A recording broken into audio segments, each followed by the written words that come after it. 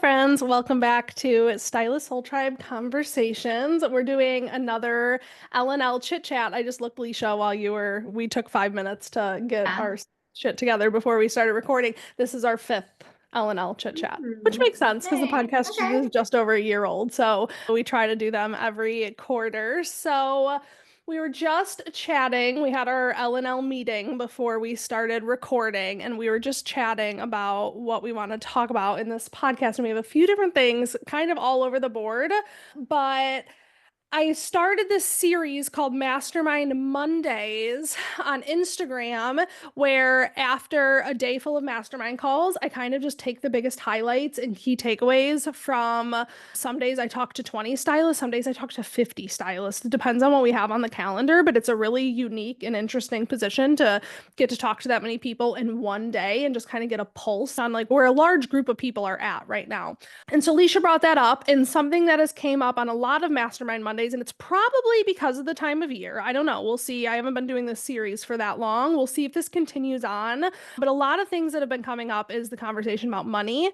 Day two of the vision casting workshop took such a turn and literally just turned into a conversation about finances, retirement, saving for retirement, taxes. Alicia was like, maybe we should touch on that because I know you finally made a move and started investing into retirement. I know I have been saying that until I'm blue in the face for years now. So give your take on it, and Mhm. then we'll just kind of go from there. After the vision casting workshop, that really sparked a lot of great ideas that people were suggesting. I've actually done a couple of them already Okay. because something that I don't know why I've always done this. I think it's just been like ingrained in my brain. It's just Hmm. growing up with a family who didn't necessarily have a lot of money. I grew up definitely that mentality of like, I'm never going to be like this. Like, my parents had so much debt, and like, I mean, not to throw them under the bus here, Yeah. but, and they did bankruptcy and just went through all those things. And so I always really grew up wanting to avoid all of that. And so I think for a while, I sort of just like hoarded money Mhm. into my like just traditional savings account, not Yep. even anything. And so that was one thing that was talked about a lot actually Mm. about high yield savings account.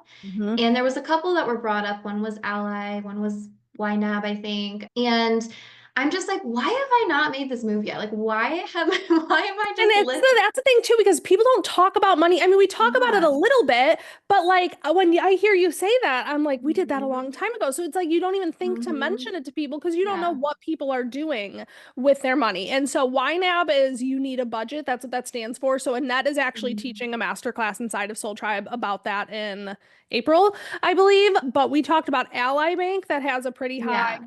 interest rate. And then I use Apple. So when the Apple card got dropped, it's like Goldman Sachs Apple Mhm. collaboration. So it's all inside of like my Apple wallet. When they first released it, it was COVID time and it was 4.5% APY. And now it's dropped a little bit from there.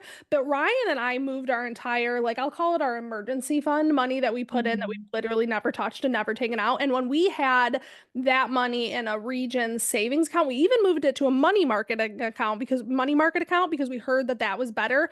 It literally gained over 7 years, like 35 cents, like nothing, like it gained nothing. The last year that we had our cash in Apple, we made a little over $1,000 just in interest. And it got to the Yeah. point where I was getting the notification at the end of the month, like you earned $39 in interest this month. That's cool. But then I think that is what was really nice is people really talked more in depth about how they did it, how it benefited them. And I think that was kind of the push I needed to Yeah. be like, okay, yeah, like stop chilling on this. Like you're silly for not taking advantage of something like this. So I Hmm. did. I moved literally like 80% of our savings Love. into an Ally account in the beginning of the year. And I felt really good to do that. And I was like talking with my husband. He was like, yeah, why are we not doing that? Like it was like the Hmm. same for both of us. Like it was like we knew it was a thing, Yeah. we still weren't taking action Nobody on it. ever thought to do it. And let me just Yeah. clarify for somebody who doesn't know what we're talking about. We're talking about a high yield savings account. So when you move money into a high yield savings account, that is still considered liquid cash. You can pull it out at any time. Maybe it takes 2 days to process the transfer, but that is what people in the money world would call like liquid cash. So you can put things in like CDs at the bank. Let's say you have $10,000 in savings and you know you're not going to touch it. Like, let's say you have $20,000 in savings and you know, even if an emergency presents itself, you shouldn't have to tap into more than 10. You could put 10,000 in a CD at the bank, and that's like a 6 month period. You agree to the terms, but that will grow at like say 6% or 7%. And it's really interesting because that's not liquid. Once you put that in, you can't touch it for 6 months. So that's another like layer of what people do with their savings. I remember Jen Santos, I think she's cool with me sharing this, put a ton of money into a CD because they had built out the salon. They were like, we're done spending money for a little bit. We're not going to touch our savings for a while. And then she had like her pool break right after she put money into the CD, I and it was remember that. very stressful. Yeah. So I do just want to clarify. Sometimes I think when people hear high yield, they think like they can't touch it, or you think of like Mhm. an IRA is a different thing, and that like there's penalties to touch that for a long, long time. So there's these different like layers of where to have money live based on Yeah. how soon you're going to have to touch it. And every different financial person has different stipulations of how much they think you should keep in all of those. But I just want to clarify for somebody's like, that's like, what are you talking about? A high yield savings account really is kind of a no-brainer because it is truly still liquid, meaning you can tap into it at Mhm. any time. You can use it whenever you need to. Smart, but safe, like an easy, Yes. safe move to make. Yeah. Yes. And it doesn't have Which, quite yeah. as high of an interest rate as some other investments, but why would you have that sitting in a checking or a savings account? Especially because I know we bank with Regions, and I think Regions, it was like 0.001% APY in our money market account, where this one is now like 4%. So Yeah, it I think makes when sense. I signed up with Ally, it's right now they're doing like 3.8 or something. And yeah, I had to Okay. chase savings where everything's at, and it is. It's literally like zero, zero, zero. Like it's like, okay, this is literally There's doing nothing. nothing, Uh-huh. nothing for us. So yeah, that was one move that I feel like a lot of people were really talking about. Hmm. And I know you kind of mentioned the retirement, but yeah, another thing that I was doing, and I feel like a lot of people were talking about as well, is I do have a Roth IRA that I set up I think maybe 4 years ago now, which was like a really big move then. Hmm. But I just set it up and then literally I maybe like 2 or 3 times a year would be like, all right, well, let me just transfer some money over. I was kind of like thinking about this. I'm like, I really should just have this work for me. And rather Hmm. than me trying to like just remember to think about sending money. And I was like, I need to just set up automatic transfers. Like, why are we not Yes. doing that? And just Yep. have it. And even if it's just little bits broken down, because I would wait so long, it was like, okay, I guess I need to try to get like 1,000 over there now Yep. to try to catch up. But so that was another like really minute move that I Yep. made, but very impactful because Feels now really I'm good and really right. consistently, And think of yeah, if you would have set that up originally 4 years ago. I Like, I don't know. know how much you're I putting in, but know. let's say you're putting $50 in. Like, even if it's a little amount, if you would have done that over 4 years, that would have made a major impact, probably more than you Hmm. added in. And I think that's what a lot of people get stuck on is they think, oh, when there's extra money left over, I will add to it. There's Yeah. never extra money left over because you start Hmm. behaving different. I know I am dying to get a new couch. I'm waiting for some extra money to be left over to pull and buy a couch. Because, like, once you see, we had another conversation. I think I've talked about this here on the podcast, but I'll say it again because it really resonated with a lot of people during that vision casting workshop. I got advice many years ago, thank God, from my stepmother-in-law. And her and I were having kind of like a heart to heart. None of the guys were around. She was staying with me. The kids were young. And I said something about just like, I was just kind of venting about mine and my husband's relationship at the time. We were young, the kids were young. And I said something about like, oh, it just pisses me off so bad. Ryan always says, we're broke, we're broke, we're broke. We can't do that. We're broke. No, we're not doing that. We're broke, we're broke. And I'm like, dude, I have more money than I ever thought I'd be having sitting in a bank account. Like, what the hell do you mean we're broke? And then I'm also like getting ramped up on law of attraction at that time. And I'm like, stop affirming we're broke. That's like so toxic to say. And I was telling her this, and she was like, Well, you guys need to figure out what zero means because it's sounding to me like zero to you means something very, very different than zero to Ryan. And she was like, no, zero to Ryan is whatever cushion makes him feel comfortable based on your bills. And a lot of people that resonated with that as well, too. Yeah. And it's kind of even just same as like profit first method of just like choosing where the money goes because newsflash, it'll never be there at the end. Like, even if you're saying, okay, let me take all the expenses, whatever's left over is profit, it just truly doesn't happen. Instead, take that profit or take whatever that is off the top, assign it a role, assign it a name, and then let the littler things like a few extra bottles of toner, the little things, when that number in the bank account starts to get tighter, you just don't behave the same way. When retirement's already coming out, profit's already coming out, this is already coming out, you behave different on that kind of disposable income. Those are So I some of know the this came things up I've learned. when you asked, when you were talking about that, and I know I've heard this, but I know a lot of people followed up with asking, like, but how did you, like, what step did you guys take to Mhm. find that zero? Like, where do we even start with that? Just kind of had to get on Yeah. board with what Ryan's zero was. And it just Mhm. changed. I think it made me stop getting mad at him from saying we're broke. And I just realized at the time, if we have less than $5,000 in our checking account, which again, everybody's different, not everybody moves their Yeah. money like that the same way.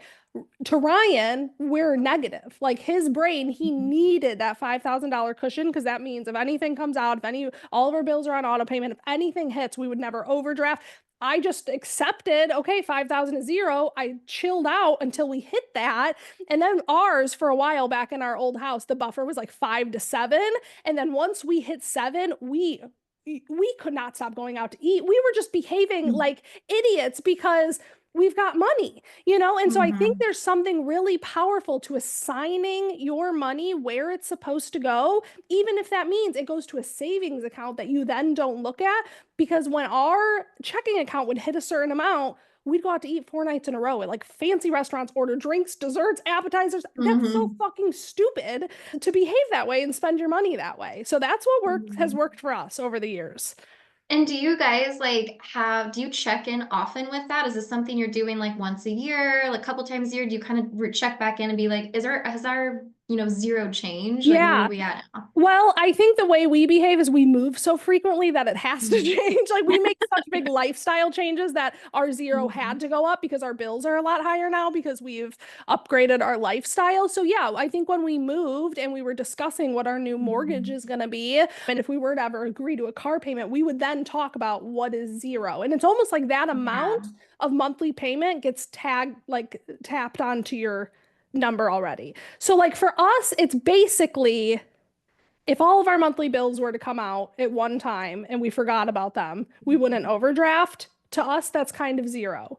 Then we also decide how much to automatically move to savings. And then as that savings grows, we decide what to do with that savings. That's become kind of like a hack because Ryan was not on board with that. And that's worked really, really well. Same thought as like moving into retirement. We have a setup where 250 a week goes from checking to savings. And Ryan's like, there's no way we have an extra thousand of spending money. Like, I'm like, okay, well, if we don't, and we start to drop too low in our checking, then we just pull and we adjust that. We haven't had to yet. And but Mhm. again, we behave different when it's not in our checking account. We don't go out to eat as much. We don't do the same things that we used to be doing. So money is so interesting to everybody and so Mhm. different. And I even love, I'm just a weirdo. I love like talking about it. I love picking people's brains. Yeah. I love the psychology behind it. I'll talk with my clients behind the chair about it. And like they don't even have joint checking accounts. So obviously it's so Mhm. personal for everyone, but that's just what has worked for me and Ryan over the last 15 freaking years. Yeah, Yeah. I feel like for me, I almost treat like, so this, what I'm sending to my savings or even like these automatic to my IRA, I almost just treat it as like this is another like bill now, Bill. except this is a Yes. bill that like is giving me an Yep. immediate like ROI. It's like how I look at like my car payment. I don't have a choice. Like the car payment Yeah. has to be made and I It's will make coming that. out. It's like, Yeah. yeah, it is almost trying to like, you approach it in the same way, I guess. Totally. And like, and if you do, then yeah, it's like you make it happen, even if it doesn't feel like that can happen at first. So yeah, I don't know. That's just interesting. I was just It curious more is. about that. Yeah, so that's what has worked for us. I'm not saying that's the right answer. And yet again, I was asked if Ryan would come on for a podcast episode, and I asked him yet again. He's like, Lisa, I'm not coming on your podcast. He is so not like a talk in front of people kind of person, but I've learned a lot from him. Honestly, I have to give him props because I feel like I behave the way I do, who knows how I would have turned out. Like I said, I've been with him since I've been so young, but Ryan's family, again, we don't want to like throw shade. Humans are humans, whether they have good money. Some people are good, some people are not. Like, I'm not saying this makes people good or bad, but when I take a outside look at all the people in my life, especially older people, aunts, uncles, parents, step parents, grandparents, family, friends, we just would look at like, who do we kind of want to replicate? His parents have like gone to college, they're college educated. They just behave different with their money than my parents. They just do. And we just thought, yeah, we'd like to ask more questions and learn from those people and do things that way. And I don't know when it switched for Ryan because we didn't used to think like this. He used to be a freaking drug addict. We did not used to behave like this, but we both read it around the same time, Rich Dad Poor Dad. It's right here by Mhm. Robert Kiyosaki. That's what made him really start thinking about like investing. Then he read a book called FU Money. I've never read that one, but I know he really enjoyed that at the time. And then for a moment there, he really got into the stock market and he read how to day trade for a living, but that's not something that he does anymore. He learned for himself, especially having an addictive personality, that day trading is gambling and he wasn't trying Mhm. to get into that, Yeah. So it's Yeah. just curiosities. And again, it's not for everyone. Some people hate it. They don't want to think about it. They don't want to talk about it. I know some people still like write checks to pay their bills, but the way my Mhm. brain works is the things need to come out automatically. Savings, retirement, all those things need to be treated almost as if it's a bill, and then you're left with this, and your behavior affects what's left, and you just behave Yeah. different when that number is lower. So I'd rather intentionally put it to wise spots than just let that number build up because I know my behavior starts to get really loosey goosey. I'm going to book vacations. I'm going to go out to eat. I'm going to blow through money if given that. Mhm. That's me. Yeah. Yeah. I know another thing that was talked about, another trick too, just to add this in quickly. I know it's kind of like specific if you have Yeah. Square, but I know a lot of people have been doing the method where they do the Square Yep. Square savings account, savings. which is Hmm. nice because it's almost like it's not even getting to your account, it's actually already coming out of your service Yep. dollars, which is kind of nice because it's almost like this, not hidden, but it's kind of like Totally. happening before you even see that money in your account, but you have this, collection of money with this Square savings account. And I know someone recently just did it, and within just a couple months, she's like, I already have $1,000 in there. So Like I cool. was not expecting that. And she's like, Hmm. I'm gonna book my vacation with that and be Love. good. And I was like, that's amazing. Like I Yeah. love how quickly, but like it's so out of mind, like out of sight, out of mind. Hmm. And then you're just like, Yep. oh, I have $1,000. Like, cool. That was another thing And too. especially when it comes to Square, because I've also through the years with Soul Tribe and coaching heard people that take like Vigaro Capital Square loans. I would rather you, and just think about this, put into Square Savings, self-fund those things, because I think a lot of people find themselves in the mess. Oh, I got offered this Vigaro Capital, this Square loan.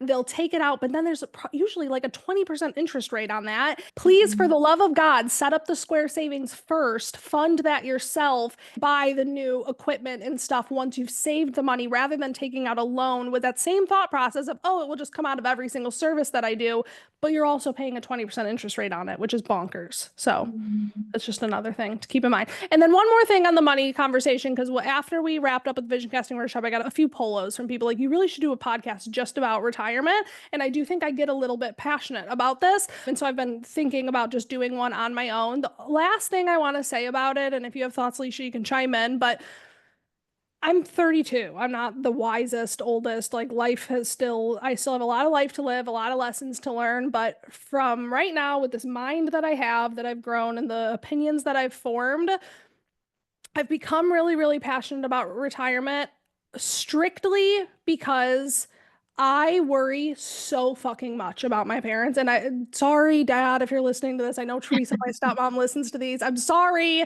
I don't want to make you feel bad. I worry about it. And I know there was a time when my parents did save, and '08 came, and divorce came, and things came, but like the people who make blanket statements of like, oh, I'll never retire. Like, I kind of don't want to throw people under the bus. There's another adult in my life, not one of my parents, but there's another adult in my life who makes incredible money. She always says, I'll never retire. Oh, I'll never retire. Just expect that that won't happen. I'll never retire. Why do people speak that into their lives. I guess now that you're 60, it might feel like you never will, but even 5, 10 years ago, you could have if you would have thought about it. And then I think there's also a lot of people that will say, oh, well, I know someone who saved her retirement and then they died and they didn't get to use it. And Mm, again, if that's like a close thing to you, who am I? I'm not going to change your mind. I haven't had that exact lived experience, but I just think if you have anybody in your life that you love and care about, whether you have children, whether you have nieces and nephews, whether you have anyone, if you stop and think about when you're fucking 80 years old and you can't go to the bathroom by yourself and your loved ones are worried about where you're going to go, what you're going to do, how you're going to get care for, put $50 a month into a fucking account because compound interest is so powerful. And the earlier you start it, the more bizarre the numbers are. I thought in my head one day when I do a podcast about this, I'll like share a graph of compound interest because you really don't get it until you see it. The best time to start is yesterday. So if you even have one single person in your life that you love and you are not putting away anything for retirement, I think you are giving a big middle finger to every person that loves you.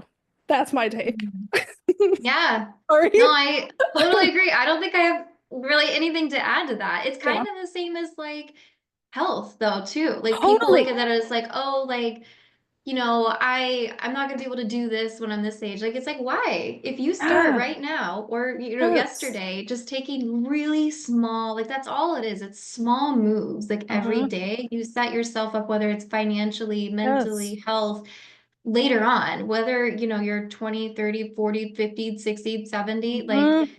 there's always like And you know what? Let a me interrupt you. Not thing. even take one move. Step zero is stop saying it. Mentally, Yeah. stop affirming over and over and over again. My back's going to be broke. I'm not going to be able to do that. I'm not going to be able to Hmm. try. I'm going to work till I die. Step zero is stop fucking saying that. You are the only Hmm. person literally casting a spell and choosing for that to be your truth. And I don't think Hmm. people realize there's so much like subconscious programming around things like that that like every time you speak words like that, you are etching it into stone that that will be your truth. So even if you don't do Hmm. anything, even if you don't work out today, stop fucking saying that you're gonna.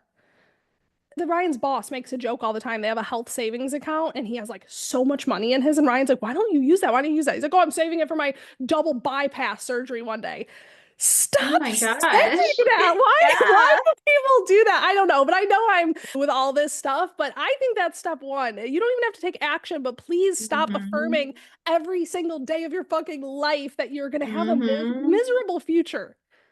Mind Yeah, blowing. I hardcore agree. Even on like really small levels, my husband sometimes will be like, "Oh, I'm too old for this." Like, and it'll be like something silly, and I'm like, "No, you're not. Just don't say you're too No. old. We are not too old. And even if we Hmm. were older, we are capable to do anything we want to do." So Yep. it's like, yeah, I love that point. That's a great point to add to that.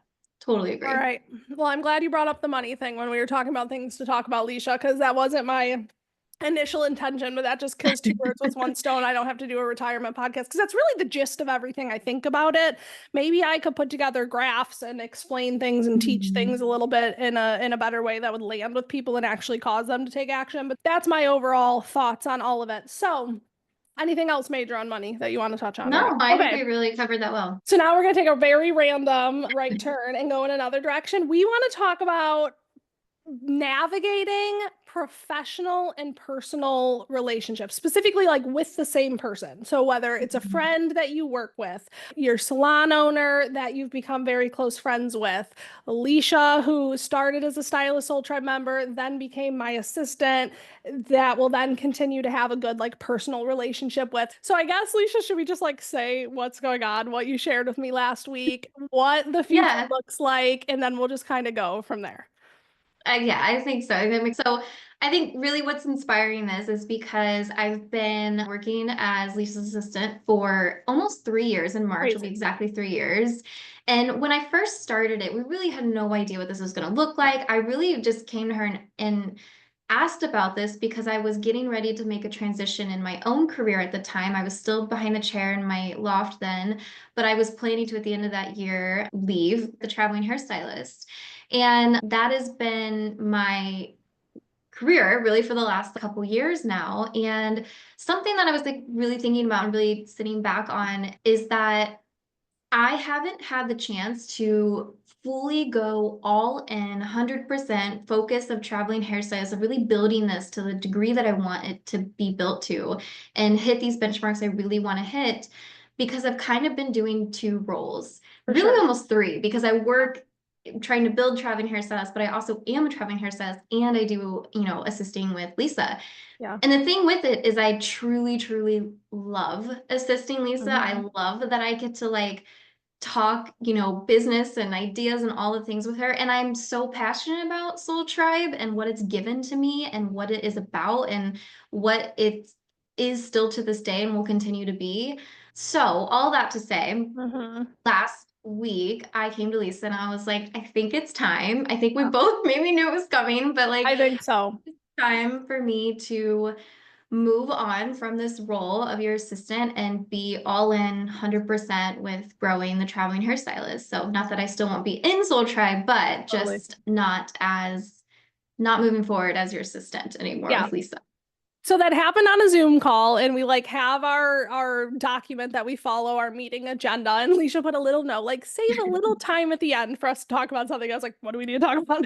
And she shared all of that. And I don't even think I realized until after the fact. You tell me if you feel the same way, Leisha. I guess I don't know how long you've been brewing on this, but like once it was said, I was like, this makes so much sense. Like in my head, I was just like, no, sure, why would I? Like, as long as she's down with continuing to help me, I'll take whatever version, whatever variation of your support I can get. But as soon as you like laid it all out on the table, like I was just like, how can I feel any way but like incredible about that? Because one, the traveling hairstylist deserves that. Like it really does. It is time. I'm just as passionate about like seeing what that will bring to life. And then I told Leisha I poloed her the next day, and I'm like, this is gonna sound kind of weird. I don't know how to say this, but I like woke up that next morning.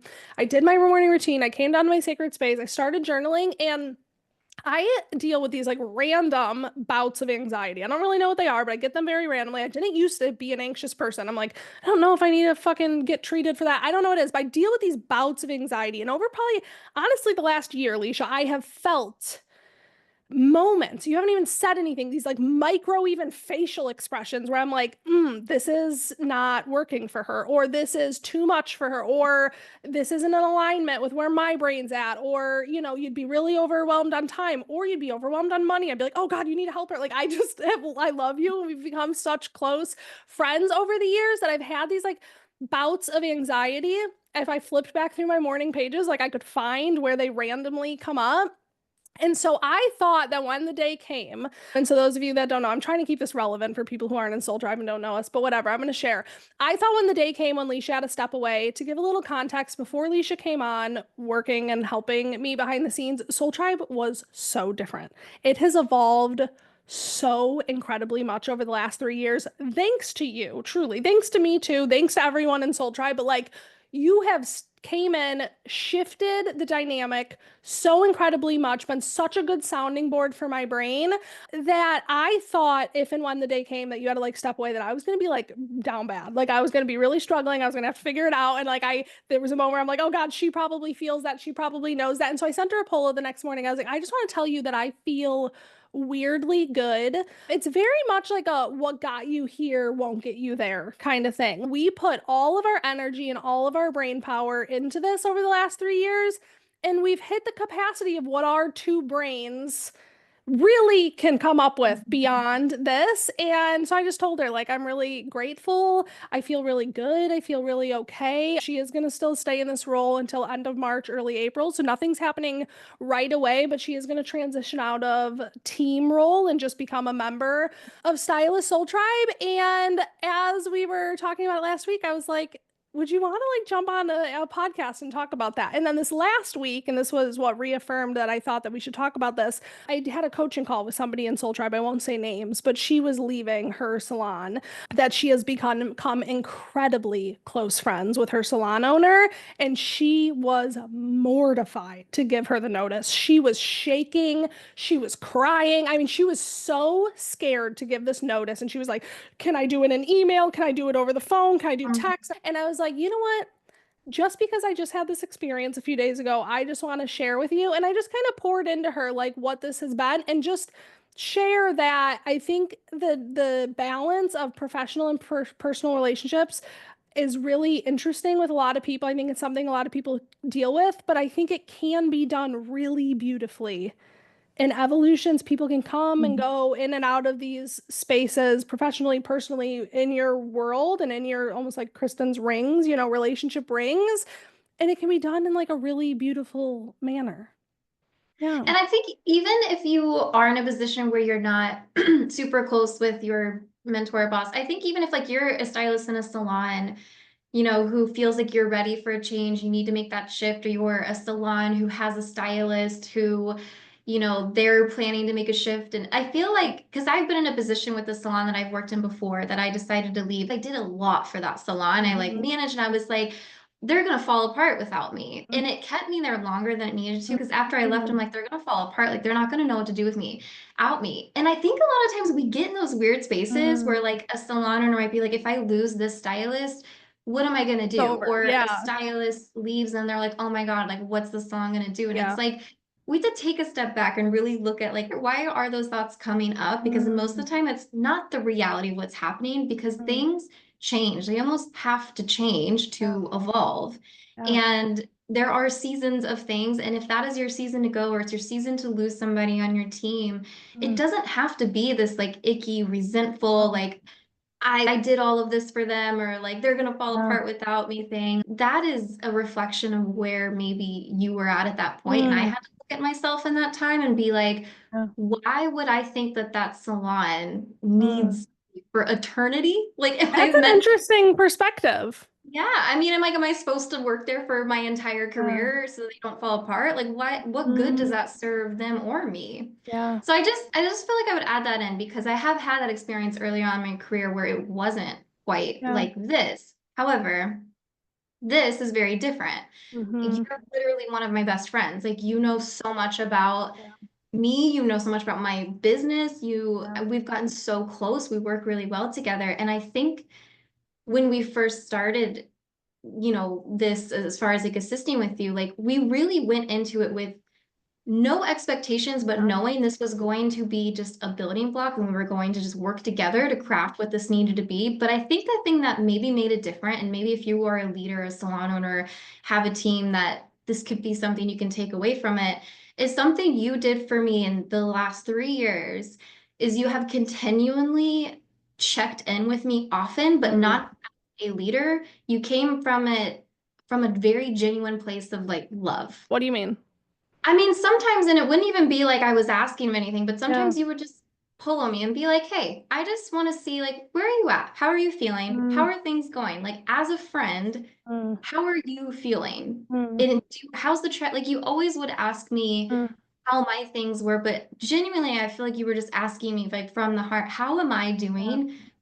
My, what's in front of me role, and what do I need? And it never felt like like a one-on-one monthly meeting. You're just checking. Seriously. Yeah. You did it at very intentional times, Yeah. and it allowed me to have a moment to be like, okay, how am I doing? Like, Mm. where are we at? Like, how's this feel? And so there wasn't like time notions No, of it was that. all off intuition. There was nothing behind the Yeah. scenes that I was trying to do with Yeah, that. but I think that that really set the tone Mm. for this business working, personal Relationship. relationship to be very balanced between both roles. And so that I could know that like you were coming from a place of love, but we also we're still building these businesses too, Totally. like we're still on Totally. this trajectory and hitting these goals that we need to hit. And Oh, I am I will touch on that though, because yeah, there was never anything behind the scenes, but I think this goes back to again another quote you guys have heard me say again and again and again. I have primed my brain again out of survival, out of hyper independence. I don't know what it is. I have primed my brain to literally expect nothing of anyone ever. I have zero expectations of anyone ever, and I try to appreciate everything. So I think if I ever And this maybe doesn't make me a super good leader. This is a skill that I'm gonna have to work on or find this balance because obviously you enjoyed it. But it's hard for me to give somebody a role, give them deadlines, give them things to do because I just think that people shouldn't do anything that doesn't light them up. So like for me, like hiring a team member, I like my brain just goes like, well, what's work that lights you up? Because that's what you should be doing. And I think that can maybe one day bite me in the ass, and that's something I'm gonna try to get a little bit better on. Interrupt you really Expected. quick Uh-huh. though, because I think that's why, like, It I worked. think if you're in a position like you are, Lisa, if Mm-hmm. you're in a, you have a team, I think that's why it's also important to realize where your strengths and your shortcomings are, Mm-hmm. because your team should be the one to fill those shortcomings. And we did Absolutely. that rocket fuel book, and Mm-hmm. that was, I forget the words, initiator and And I forget. visionary, yep.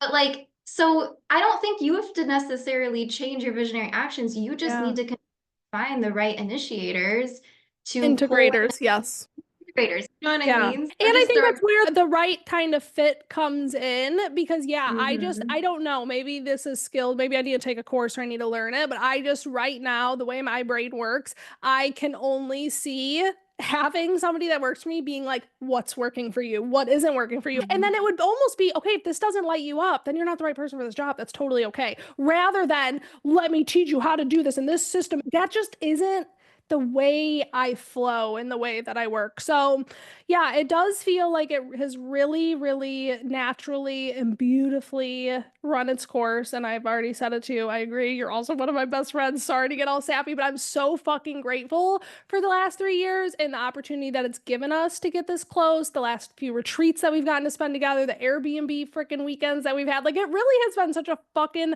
fun, beautiful, wild ride. So I would love for you to share whatever you feel comfortable. What's your hope? What's your vision? What are you trying to like break through to the next level? Hmm.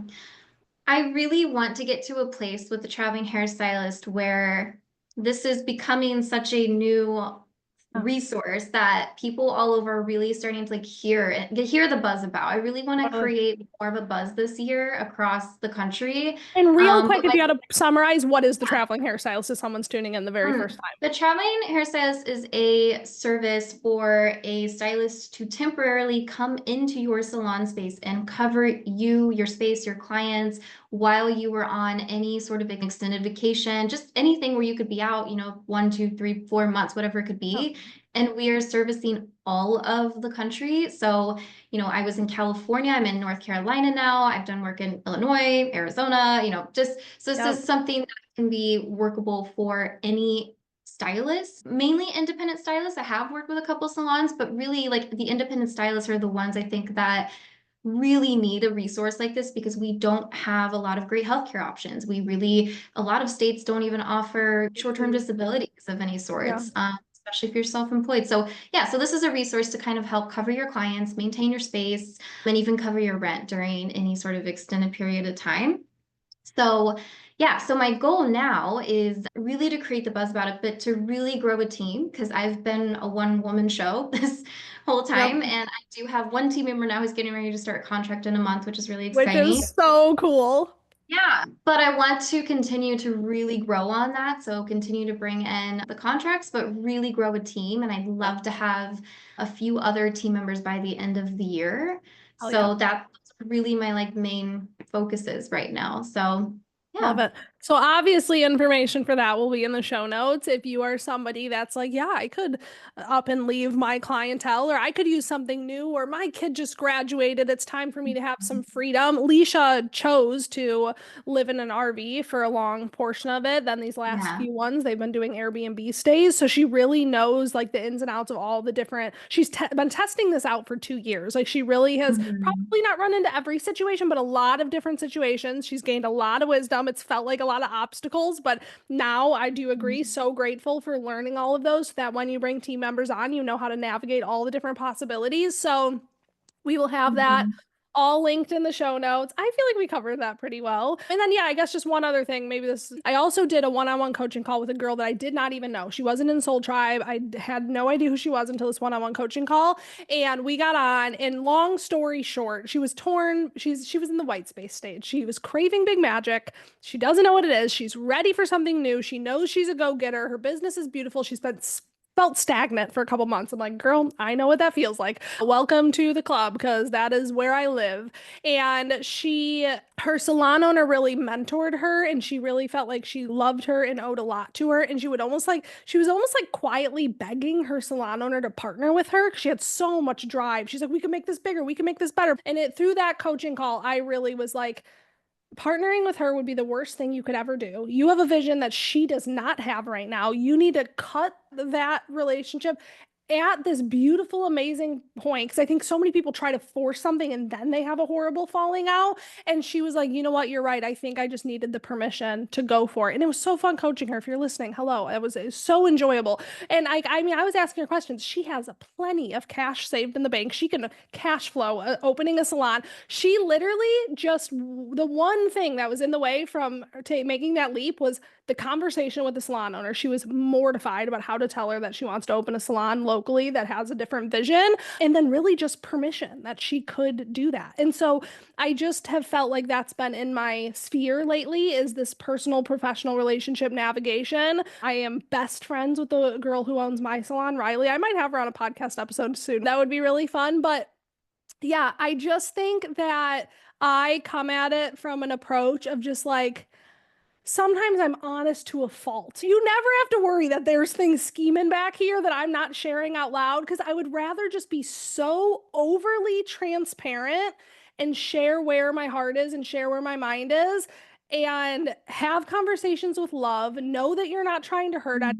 Take away these like made up stories and limiting beliefs that you're like a crappy person or you're out to get someone. Or, none of that is true. We're all just humans on a journey. Yeah. Going back to you saying, like, were you really going to work at that salon forever? No, like that you just Mhm. have to, I don't know, there's like a maturing that comes with just realizing that people come in and out during seasons. It's not to say it'll never happen again or Yeah. it wasn't, and the relationship can stay there. So that was just kind of that Yeah. thing I wanted to touch on was that one coaching call. Got so close, so tight, so madly obsessed in love with each other and they were like, we're never switching tribes, never pull us away from each other, never. Things have shifted, things have moved, people have different goals, people have different desires. Well, like, you guys are all going to grow and evolve. And this, what is formed now, will always be there. But you're going to need new relationships, new people, new ideas, new perspectives. You just have to be open to that flow and be very transparent that you're open to that flow with the people around you. And I think that avoids a lot of weirdness. Yeah.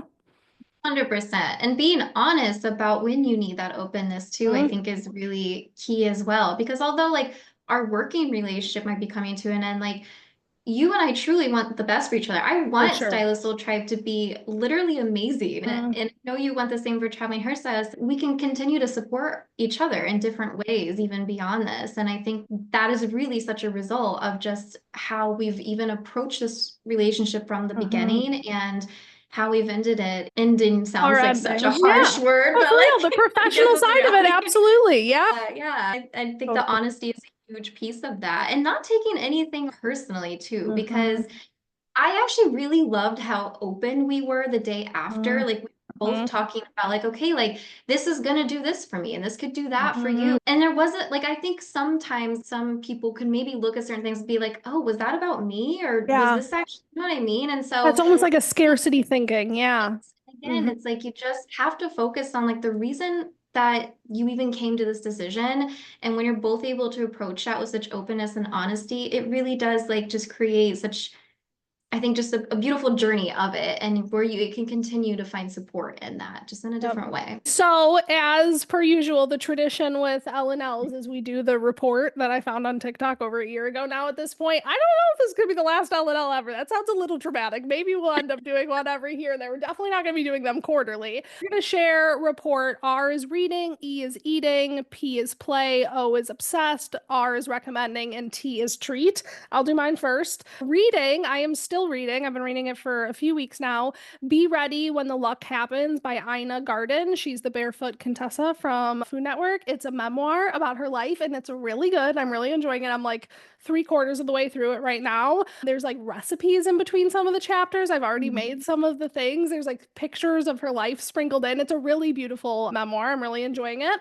I put protein. I'm trying to prioritize my protein thanks to Krissa. We have Krissa Warren, who's doing like a creative initiative inside of Stylist Soul Tribe for habit tracking, and she's really good at getting her protein. So I'm trying to be super on top of that in February. Anywhere from 90 to 120 grams is where I'm aiming for. I told ChatGPT that this morning, and I asked it to help me with my meals today.